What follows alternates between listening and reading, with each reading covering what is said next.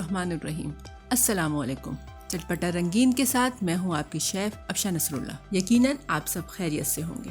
तो व्यूवर्स, आज हम पका रहे हैं चिकन टिक्का। चिकन टिक्का अमूमन बड़े पीसेस का बनाया जाता है, लेकिन मैं बना रही हूँ लेग पीसेस से। तो चलिए शुरू करते हैं। सबसे पहले हमें चाहिए मुर्गी 2 किलो। ये तकरीबन 16-17 पीसेस बनेंगे। नमक 1 टेबल स्पून, लाल मिर्च 2 tablespoon, garam masala 1 tablespoon, धनिया powder 2 tablespoon, tandoori masala 2 tablespoon, हल्दी 1/4 टेबल स्पून, लहसुन पाउडर 1 टेबल स्पून, खोपरा 2 टेबल स्पून, अदरक पाउडर 1 टेबल स्पून।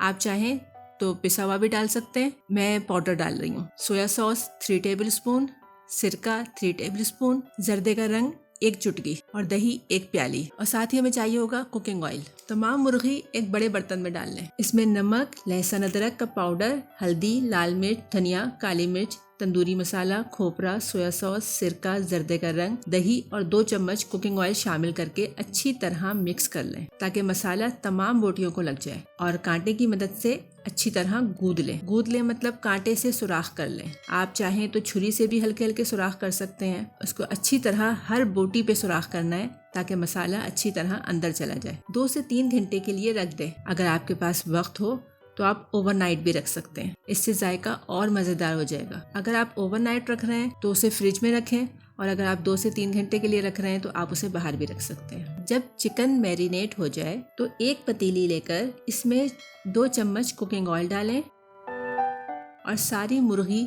मसाले समेत इसमें डाल दें और इसे गलने के लिए रख दें। मुर्गी डालने के बाद आपके बर्तन में जो मसाला थोड़ा बहुत रह जाए उसमें पानी डाल के उसको भी अच्छी तरह साफ कर लें और वो पानी भी उसी चिकन में डाल दें।